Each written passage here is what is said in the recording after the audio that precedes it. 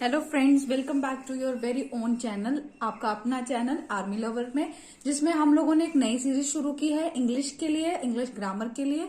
कल हम लोगों ने पढ़ा था नाउन, और जो आज का टॉपिक है हमारा वो है प्रोनाउन। तो हम लोगों ने कल नाउन पढ़ा था, तो उससे रिलेटेड अब आगे हम लोग आस्ता आस्ता एक एक स्टेप हम लोग आगे बढ़ते जाएंगे और एक एक टॉपिक करके हम लोग अपनी ग्रामर कंप्लीट करेंगे। तो जो आज का टॉपिक है प्रोनाउन, इस प्रोनाउन बेसिकली होता क्या है? जैसे हम लोगों ने नाउन पढ़ा था, आई होप फ्रेंड्स आपको नाउन का टॉपिक अच्छे से क्लियर हो गया होगा। नाउ हम लोग आज प्रोनाउन पढ़ेंगे। प्रोनाउन में क्या है, जैसे हमारा नाउन है, नाउन का क्या मतलब होता है? किसी भी चीज का नाम, नेमिंग वर्ड्स, है ना।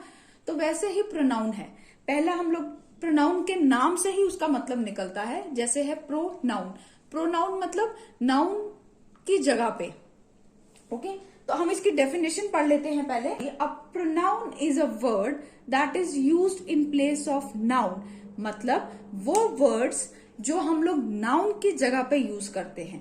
देखो बच्चे, ऐसा है कि अगर हम लोग कोई सेंटेंस बोल रहे हैं, फॉर एग्जाम्पल हम लोग बोलते हैं Shyam is very good boy, Shyam is playing Shyam, तो हम लोग बार बार किसी का नाम तो ले नहीं सकते। तो जब हम लोग उसके नाम की जगह, आई मीन नाउन की जगह हम लोग ही, शी, इट या दे लगा देते हैं, कुछ और वर्ड लगा देते हैं, उनको हम लोग प्रोनाउन बोलते हैं। जैसे हम लोग बोलेंगे Shyam is good boy, he is player, good player, he is very intelligent, हम ना ये सब श्याम की जगह हम लोगों ने क्या लगा दिया अब? ही। तो ये सारे वर्ड्स कौन से होते हैं? ये सारे वर्ड्स होते हैं प्रोनाउन के।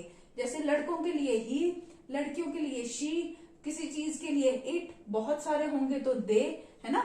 तो ये सारे वर्ड्स जो होते हैं ये होते हैं प्रोनाउन। अब हम आगे पढ़ेंगे इसके टाइप्स। अभी जैसे हमने पढ़ा कि प्रोनाउन होता क्या है, तो अब हम पढ़ेंगे प्रोनाउन के टाइप्स। ठीक है, टाइप्स ऑफ प्रोनाउन कौन कौन से होते हैं? टाइप्स ऑफ प्रोनाउन होते हैं हमारे पर्सनल प्रोनाउन। पर्सनल प्रोनाउन में कौन से प्रोनाउन होते हैं? जो हम लोग पर्सनल किसी इंसान के लिए पर्सनली यूज करते हैं। जैसे अगर हम लोग श्याम बोल रहे थे तो श्याम की जगह हम लोग ही यूज कर देंगे, तो वो एक पर्सन के लिए यूज कर रहे हैं हम लोग, उसको बोलते हैं हम लोग पर्सनल प्रोनाउन। पोजेसिव प्रोनाउन कौन से प्रोनाउन होते हैं? पोजेसिव प्रोनाउंस होते हैं जब हम लोग किसी चीज पे हक जमाते हैं, चाहे वो अपने लिए हो, चाहे हम किसी और के लिए बात कर रहे हो। जैसे माई, माइन, हर्स, हर्स मतलब जैसे उसका, ये मेरा, मैं, मेरा, ये सब होता है, वो पोजेसिव प्रोनाउन में आता है। फिर आता है बच्चे हमारे पास डेमोन्स्ट्रेटिव प्रोनाउन। डेमोन्स्ट्रेटिव में क्या होता है? जिसमें हम लोग दिस, दैट, दीज यूज करते हैं जब हम किसी को बता रहे होते हैं, डेमोन्स्ट्रेट कर रहे होते हैं कि ये वाला, वो वाला।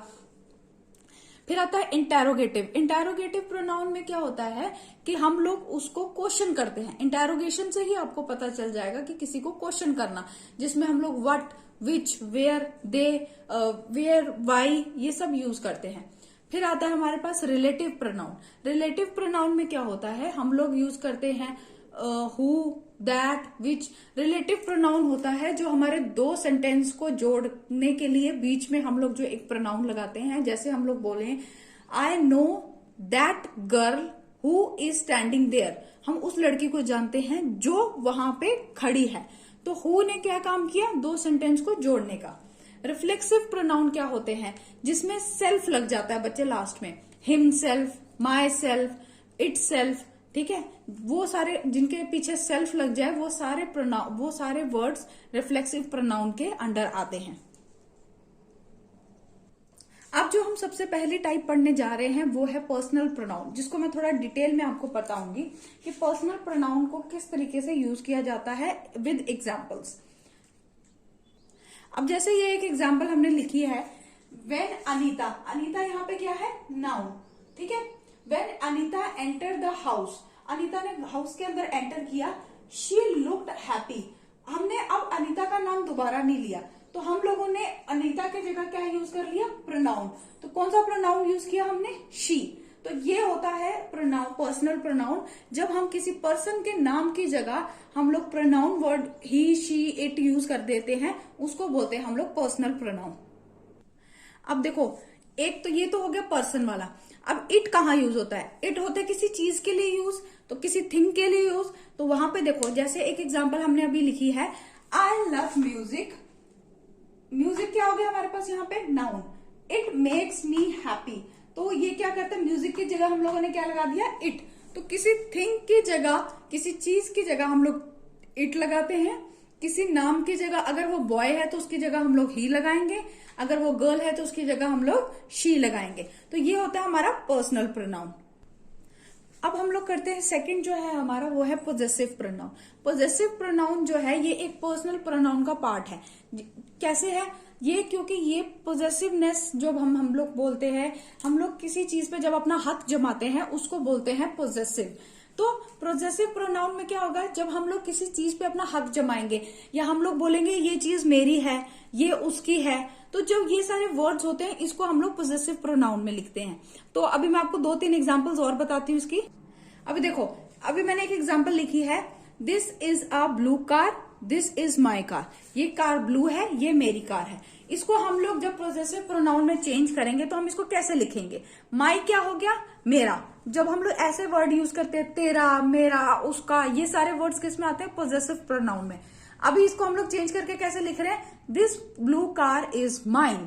इतना बड़ा सेंटेंस अगर हमें नहीं लिखना है, उसको शॉर्ट में अगर हम कर रहे हैं, माई को हमने किस में कर दिया? माइन। मतलब हमने उस चीज पे हक जमा दिया कि ये ब्लू कार किसकी है? ये ब्लू कार मेरी है।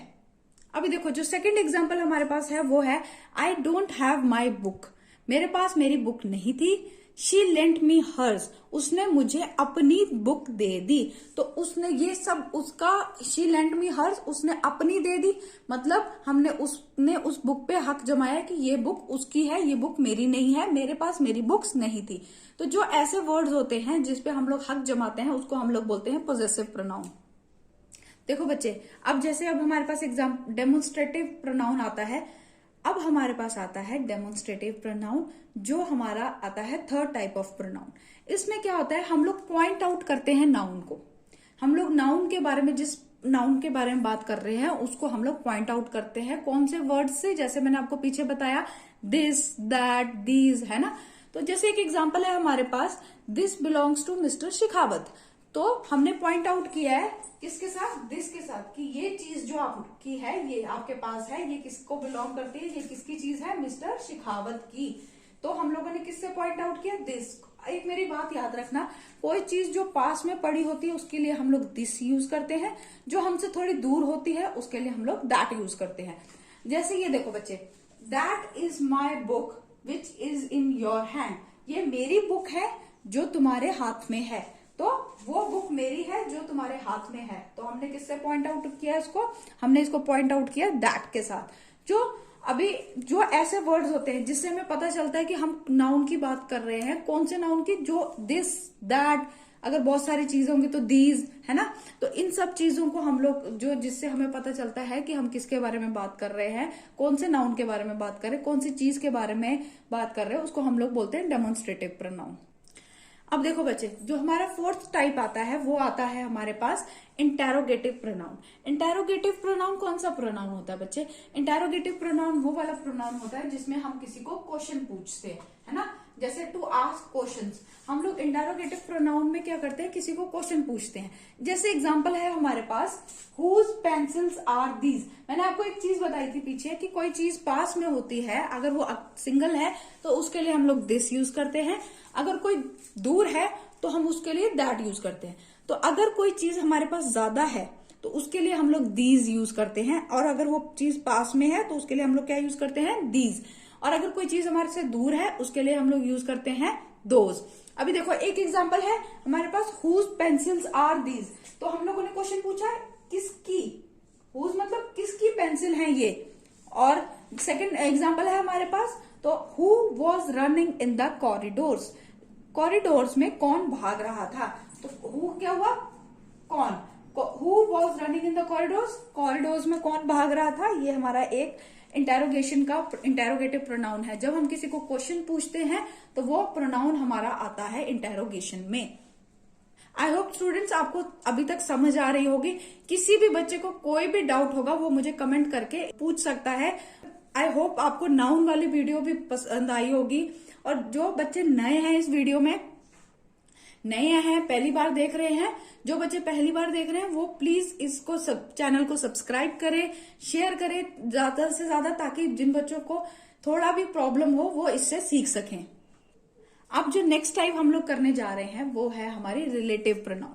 रिलेटिव प्रोनाउन, जैसे मैंने आपको पहले भी बताया कि रिलेटिव प्रोनाउन वो प्रोनाउन होता है जो दो सेंटेंस को जोड़ने का काम करता है, मतलब रिलेट करता है टू ज्वाइन सेंटेंस।